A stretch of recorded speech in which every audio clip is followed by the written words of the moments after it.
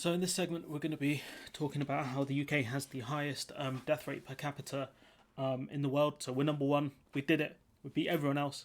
Beat the US, which has a full paid for healthcare system where you have to actually pay to get help. We have beaten that system because of the monumental incompetence within our country. So, screw you, USA. We're number one. The UK is number one, highest death rates per capita, and I think, in my opinion, it might get slightly higher in the next coming days. If you look at where it peaked here, we're talking about 89 cases per 100,000 people, and we know there's a 2 week lag between deaths and cases, so these numbers could go up. If you think about minus 14 days from today, that would be the 6th, be the 6th of January, so it'd be around here, so it'd be slightly higher. And if we actually look at the deaths, we can see that the death rate is still going up despite the fact that cases are falling.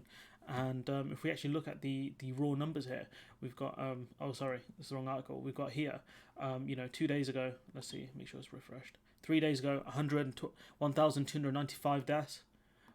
Here we've got 1,564 deaths, and again this is yesterday, 1,610 deaths. It's the highest death rate, and I think that will stay around that number for the next couple of days. And then we'll see a slow decline as we saw cases fall.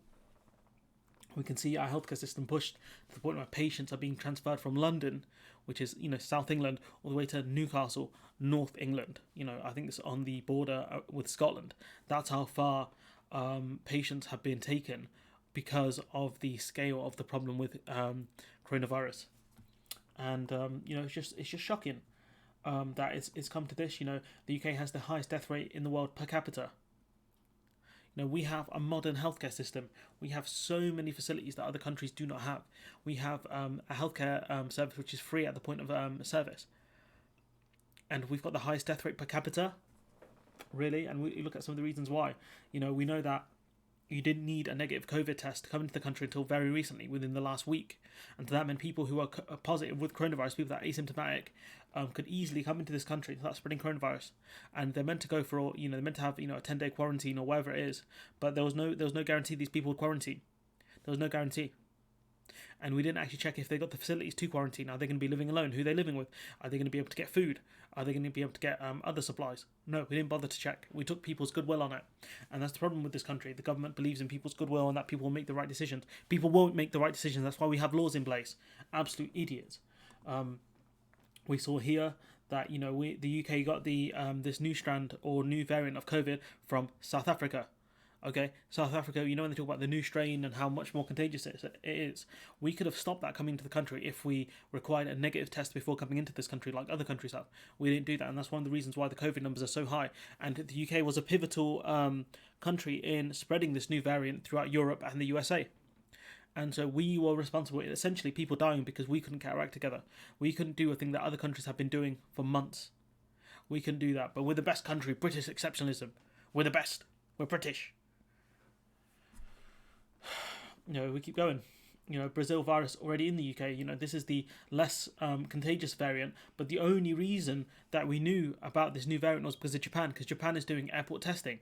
Japan is making sure people that come into the country test negative for coronavirus. We're not doing that. We weren't doing that. It goes to show you how much better other countries have dealt with the problems of coronavirus.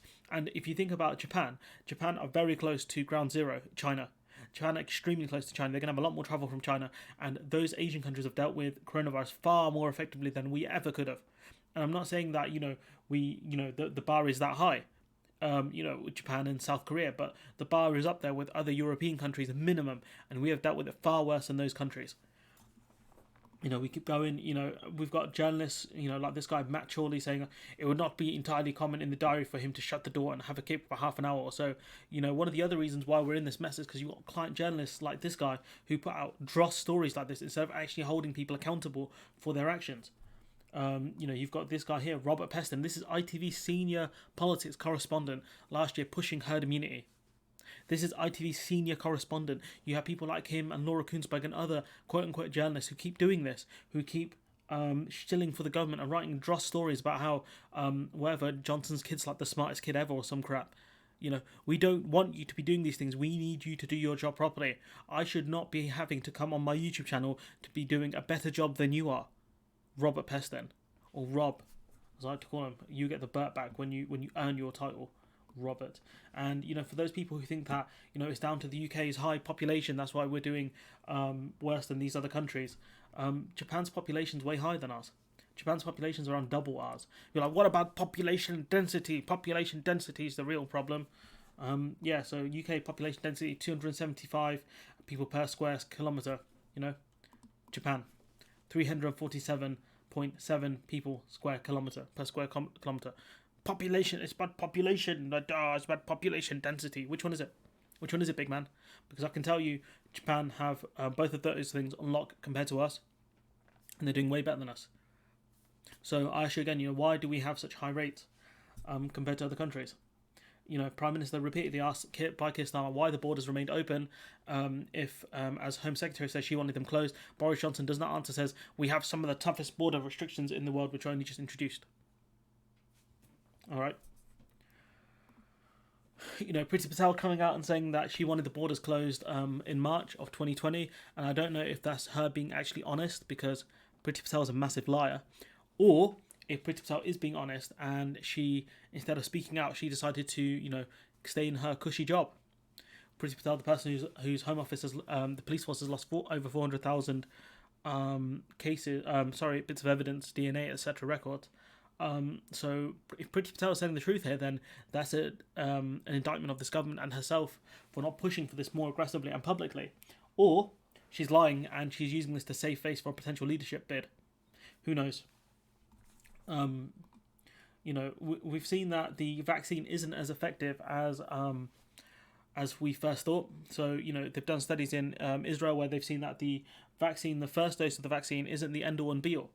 And, that hasn't solved all the problems that we have with COVID. So what that means is the government strategy of just giving, one dose to as many people as possible isn't working. You have to do 2 doses within, the time frame recommended by the manufacturers.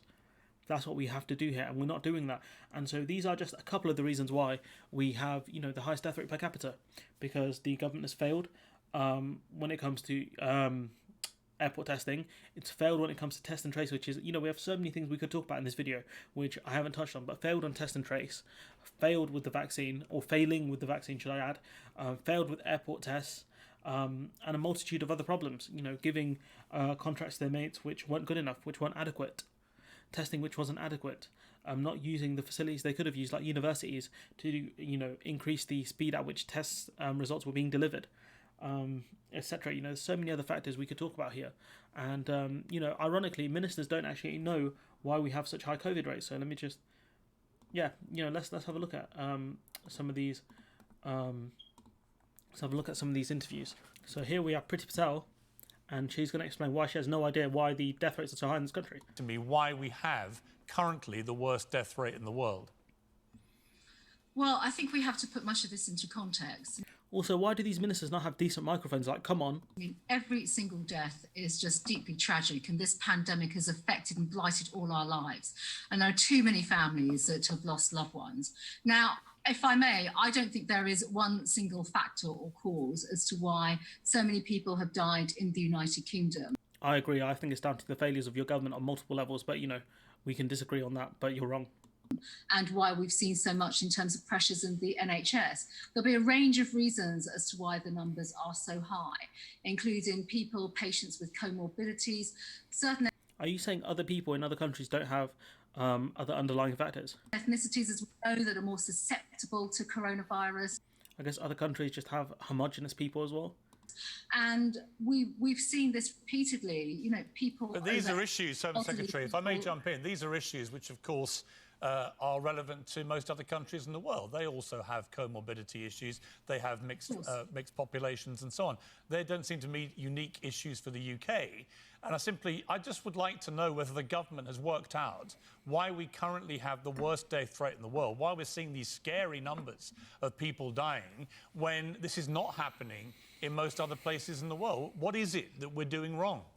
Well, we don't know that it's not happening. I mean, the way we record data differs from other countries. So I think, we just put it in that context. So that chart is wrong, is it? When it has us at the top? I'm not saying the chart is wrong. We all record death data and coronavirus data very differently. We use ONS as our method of collecting data, and that gets. If we really want a good metric about this, we can look at excess deaths, which doesn't just factor in coronavirus deaths, it does factor in other deaths as well. But it will show you how stretched our healthcare system was and how much the government have actually failed when it comes to helping people. And now we go to Brandon Lewis, another minister who has no idea why we have the worst death rate in the world.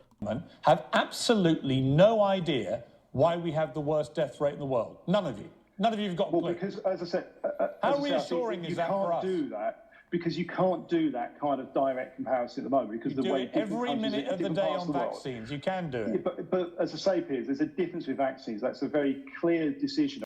Let's not forget here, this is the government when the coronavirus were looking better than other countries. They were always coming up with international comparisons. And now when we're getting hammered by international comparisons because we've done worse, now they're like, oh, you can't do international comparisons, ONS data. No, the only difference is you don't want to talk about the negative. You were rolling it out. It's absolutely correct from Piers. And it's sad. It's sad. It really frustrates me that Piers Morgan is the guy. Piers Morgan is the guy who's actually holding the government accountable. Piers Morgan is that guy, and it's shambolic from Laura Kuenssberg, shambolic from Robert Peston, whoever that jackoff is in the Telegraph or whatever he's writing for the Times.